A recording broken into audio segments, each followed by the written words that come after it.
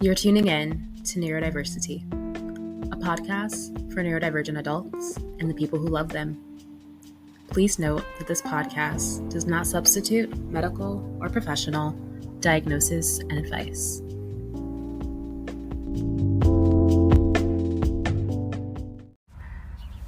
Hello, lovers and friends. Welcome to the first episode of Neurodiversity.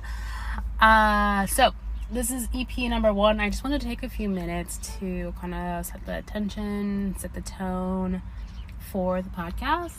I'm outside. It's a beautiful day. It's like a smooth 82 degrees in April here in Northeast Ohio, so I'm like taking advantage of that. I'm recording this at the park in my car. Hopefully like the audio quality isn't too terrible. Maybe it'll even be great. Who knows? So yeah, I'm Jasany. I'm the host. For those of you who don't know me, which I hope are a lot of people, I'm a writer, I'm a dancer, I'm a dance instructor, and I'm a psychotherapist. So I own a private practice called Therapy with Jasany. I will obviously link all the linkable things in the show notes. But I specialize in trauma, and I offer minority affirming therapy. And actually, I used to work with children. I actually used to specialize in working with children for quite a few years in my early career.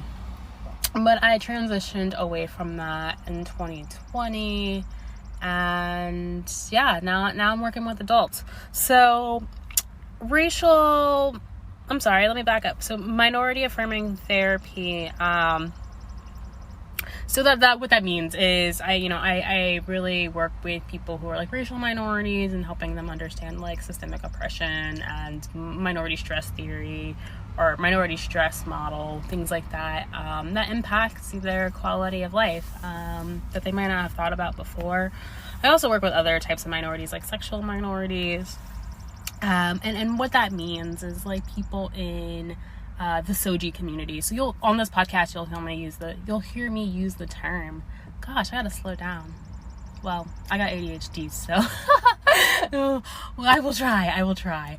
But okay, so I like to use the term SOGI, which stands for sexual orientation, gender identity and expression, versus LGBTQ. I feel that SOGI is a more inclusive term, and it doesn't kind of bundle sexuality and gender into like one package. As we know, like those are different things, like your biological sex, your sexuality, your gender expression. They're different. They can be different. They don't all have to be one. So I like the word SOGI. So sexual minorities includes people who are in the SOGI population, people who are into E&M, ethical non-monogamy, so whether that's actually polyamory or just open relationships or like swinging, that would all fall under that umbrella of ethical non-monogamy if you're doing it ethically. But that's another digression for another episode. I also include those into kink. So that kink is a type of sexuality, right? So those who may be into kink, and a subset of kink would be BDSM, and also sex workers. So that's kind of like the package deal under sexual minorities. So I hold space for those people in my practice, non-judgmental, like really working with them where they are and towards their goals. So like a client, when they came to me and like they're struggling with something, I wouldn't be like, oh well, like maybe if you like stopped being ethically non-monogamous, like that'll go away. Well, that's how they identify. So it's like saying to someone like, well, maybe if you stop being black, like it'd be all right. Like that, no. So I respect the identities that people hold and hold that safe space for them to heal and grow and thrive is the goal. So a little bit about me and my 30th year of life, which just started last year. I learned that I am neurodivergent. So I learned on my own neurodivergence, and maybe I should go ahead and just explain what neurodivergence even means. So there is this term neurodiversity, which was coined by someone whose name I don't remember in this moment. But basically, similar to like biodiversity, the concept of neurodiversity is like there are various brain types or ways that brains function, and the different ways actually is beneficial to humanity, evolution, the advancement of society. So that diversity is a helpful thing. And with these different brain types, like everyone is a part of neurodiversity, right? So everyone then, depending on where you look at this language, but everyone is then like neurodiverse, right? However, some of us are neurodivergent, which means that we vary from like the social norm or context and like in which the majority of people's brains work. So we're a bit of like air quote outliers in that way. I say air quote because although like given the number of people in the world, like just because something is like a minority population, it can still be a shit ton of people, right? So we are like the outliers of that, and so it's a colloquial term for what's considered to be like neurodevelopmental disorders in the DSM-5, or the Diagnostic Statistical Manual of Mental Health Diagnosis or Disorders, or like whatever. It's like the Bible of like diagnosing people. There's value in it. I'm not going to get into that right now. But anyway, so when people say they're neurodivergent, they mean that they have, one or multiple of these conditions. And then when we refer to neurotypical people, then that would be people without those conditions who typically process information in what we call like the standard way, or, the way that society is modeled after what is believed to be like the neurotypical brain. And typically some of the biggest differences you can see with like neurodivergent people and neurotypical people is a difference in executive functioning. Executive functioning is the whole thing that could take up multiple episodes, but in short, executive functioning is kind of like those skills that we use like our higher level brain, our prefrontal cortex, to do things like planning and like organizing and prioritizing, things with language, etc. All right. So that's what neurodiversity means. So last year, I found out that I am a neurodivergent, and I was diagnosed with ADHD, and through that process, I then self-diagnosed as autistic. And I'm just going to do a whole episode on self-diagnoses, and we can talk about that a little bit. But for now, just know that like I'm self-diagnosed as autistic, and I also like just display signs of other like neurodivergent conditions such as dyslexia, dyspraxia, and like processing disorders. Now, here's the thing. I'm just gonna say this from the get-go. I am obviously an independent licensed social worker. That was not obvious, but obviously, like I am a diagnostician. Like I'm someone who is qualified to make these diagnoses. Make some diagnoses. And the thing is though, like even with that licensure, like you can't diagnose yourself legally. So like I can't legally give myself a diagnosis of autism, though I can like I have the skill set and like the credentials to diagnose it, right? So the issue then is that I don't have access. So I don't have access to get these diagnoses and to tease out these diagnoses, because the thing with like neurodiverse conditions and or neurodivergent conditions, so neurodevelopmental disorders, and like learning disabilities as well, is that they can occur by themselves or comorbidly. So, you know, you could have a hodgepodge of these different like neurodiverse conditions. You might just have like one, or you might have like two, but then it looks like this third one is actually these two in conjunction. So like, you know, if it comes down to it at the time where I have like the money and the access to like tease all this out, and they're like, oh, actually, like, you're not autistic, like, if you have like an auditory processing disorder and you have dyspraxia, blah blah blah blah blah, cool, we'll cross that bridge when we get there. I'm certainly not trying to let that motorcycle pass. So noisy. That one's actually not that bad. Also, sorry if I sound gross, because I've been sick, but I'm feeling better, and it's a nice day, and I'm just gonna do this. But I still can't breathe properly. So anyway, yeah, so I'm not here to like take someone's identity and like shit on it, or like make light of it or anything like that. Just through my own personal I should say through my professional training, like, that diagnosis makes a lot of sense for me, that diagnosis of autism, and also just from living my life and my personal experiences, like, now it's like, oh shit, like, holy shit, that makes a lot of sense, right? So that's where I'm at right now. Again, I'll do a whole episode on like self-diagnoses. But some other like neurodiverse conditions, or neurodivergent conditions, however you want to say that, would be like Tourette's, what did I say, dyslexia, dysgraphia, dyscalculia. I don't know if I said that right, but maybe.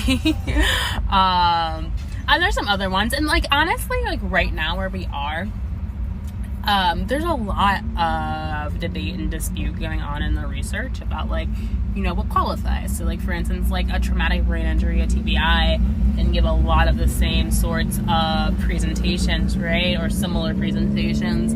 However, like, do we then say that's a neurodiverse condition, or do we say that that's a condition that triggered, like, similar symptoms? So, people are sorting things out.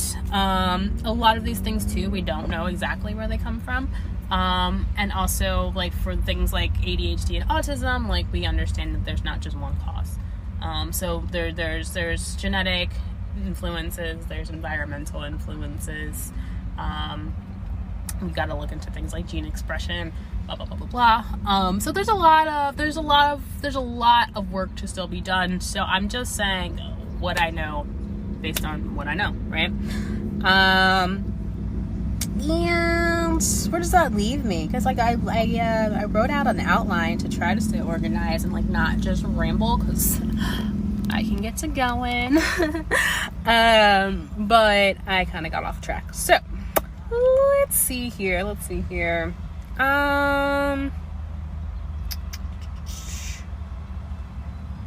So we'll also do, like, some episodes later on around, like, diagnostic criteria and, like, common traits of neurodiverse conditions. I'm mostly going to focus on, like, ADHD and autism in this podcast, starting more so with autism.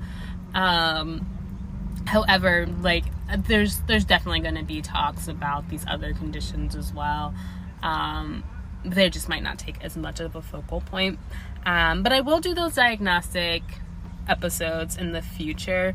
But right now, like, this is just really the intention of this podcast. It's really about having a space to spread awareness around just, like, neurodiversity, to increase representation of Black, female, and adult neurodivergence, and it's honestly, like, a space for me. It is a space for me to take all of the not crazy, but the rapid and divergent thought processes that I have, and, like, get them out of my head and, like, into something constructive.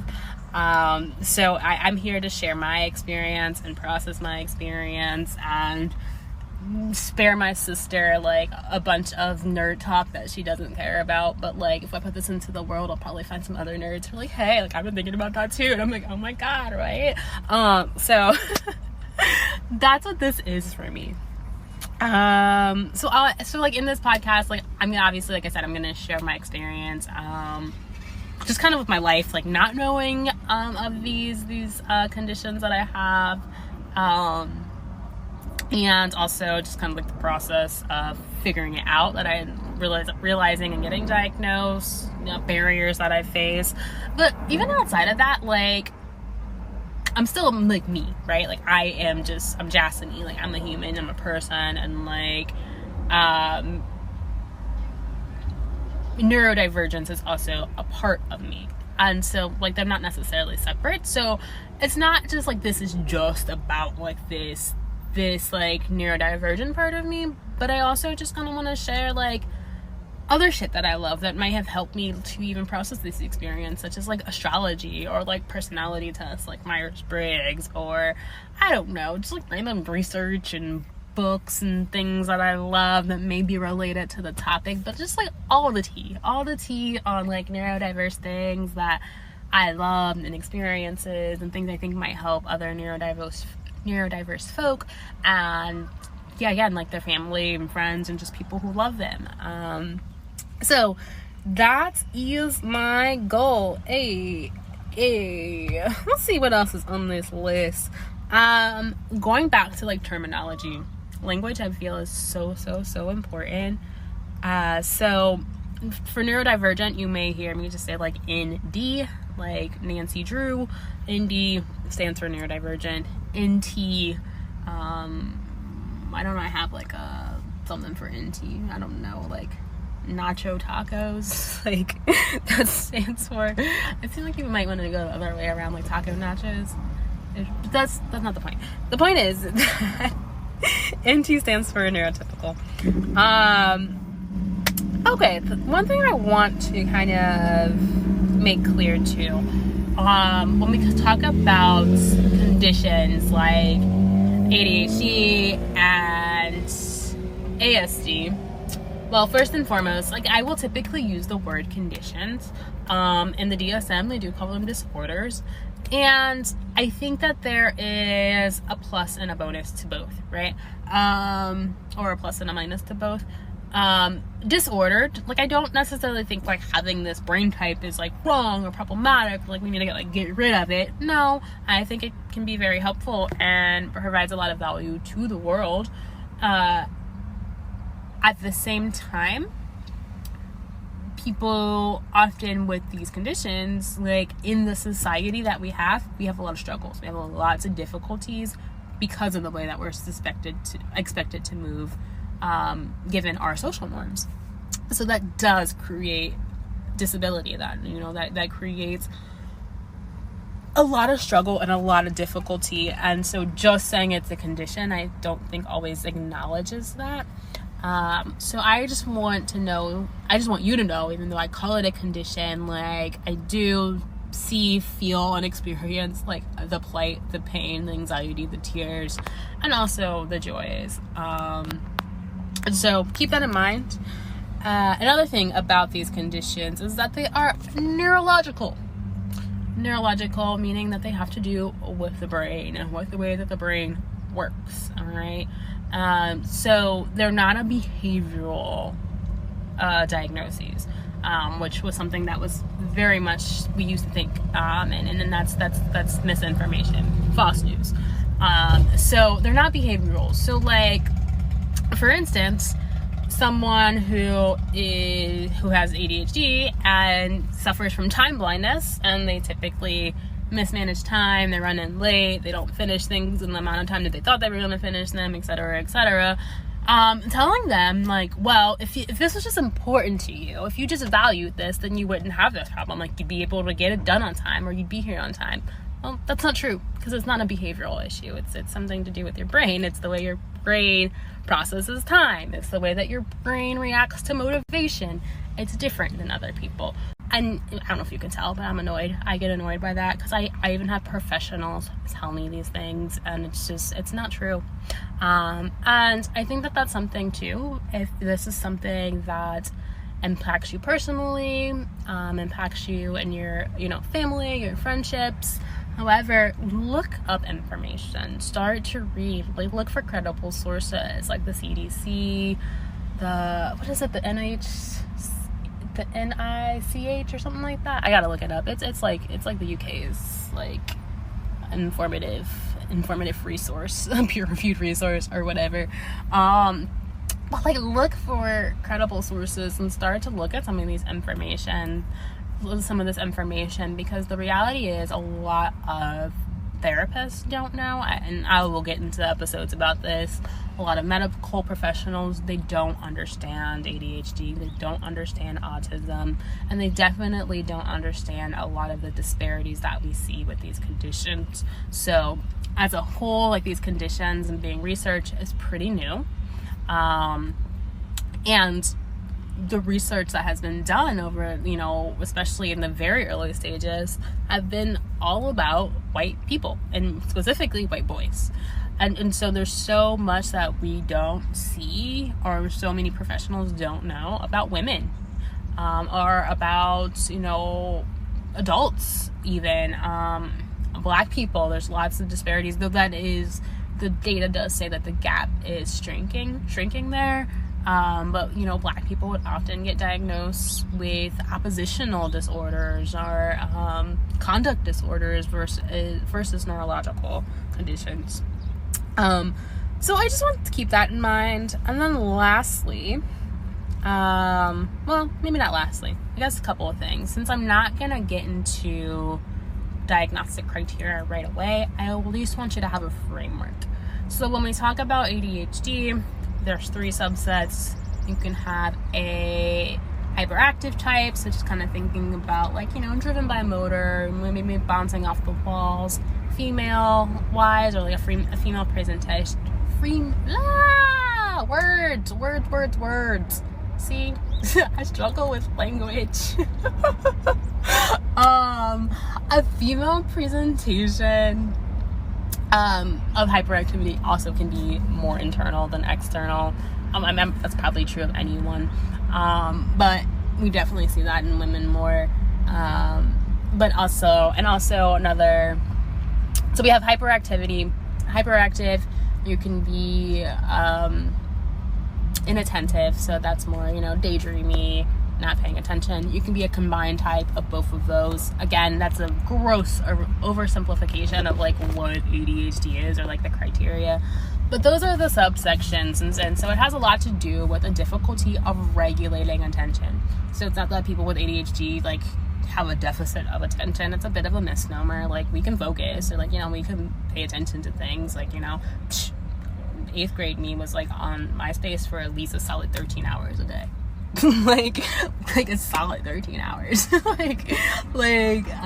like there is like you can focus, but regulating that focus and prioritizing where that focus needs to go is extremely difficult. So that's kind of like ADHD in a nutshell. Autism is not just little white boys who love trains and don't talk. That's not what that is. But I can understand like why there's so much confusion around it. Well, again, one, disparities in research, lack of proper education in some of these healthcare spaces. Another digression. But anyway, there used to be Asperger's. There was autism and there was Asperger's. And so autism was considered, air quote, lower functioning. Though again, that's still a bit of a misnomer. But with autism, you would typically see language delays, and also there could be intellectual delays. So you could see that in autism, whereas Asperger's, when that existed, because it's no longer, at least in like the United States, like the DSM area, it's no longer a diagnosis. But Asperger's, you would not have a language delay. So there was no language delay, and you could not have an intelligence intelligence delay, an intellectual delay.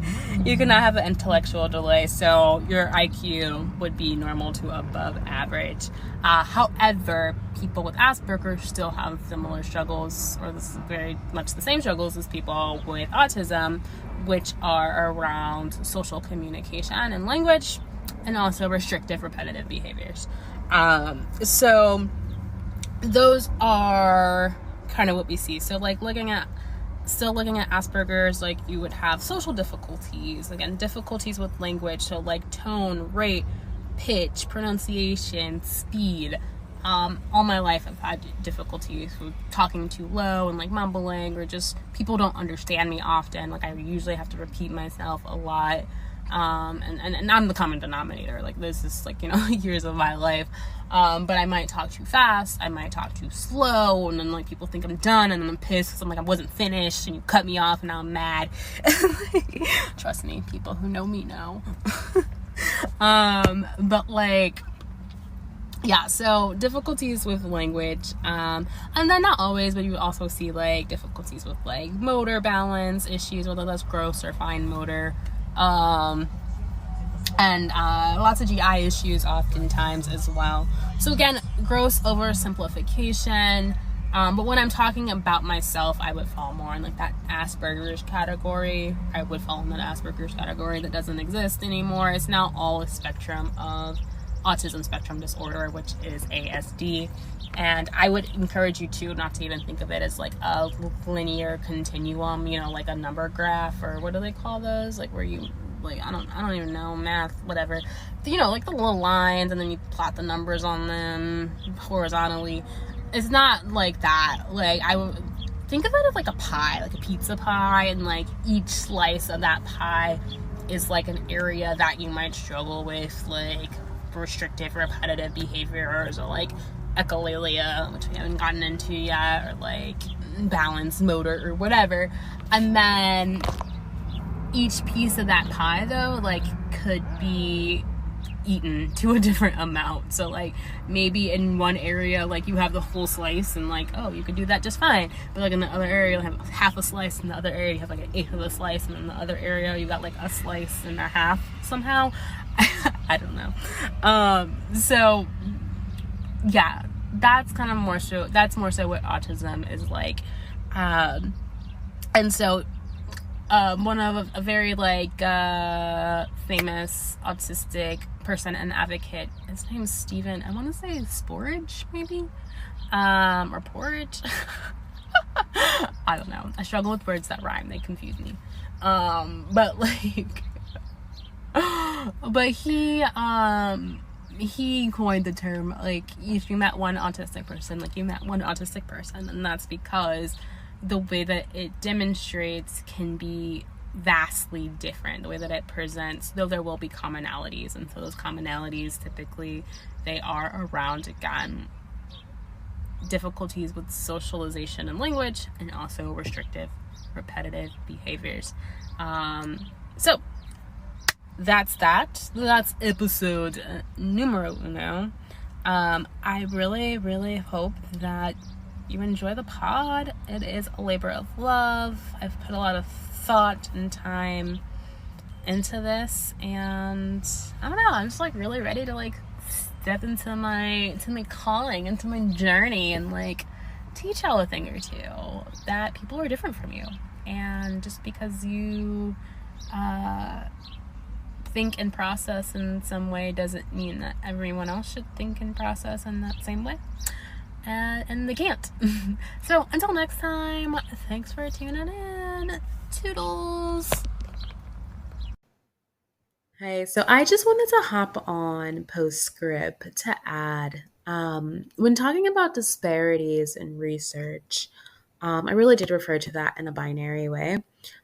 So yeah, there was a lot of research done on boys and males, and there is a lot lacking in the female experience. There's also even more lacking in the gender nonconforming and trans experience. And so just recognizing that that is an experience, an identity that you don't necessarily like grow into, but that exists from infancy through, toddlerhood, as a child, as an adult, as an old person, in the same way that boys and girls exist through all of the lifespan. All right, peace.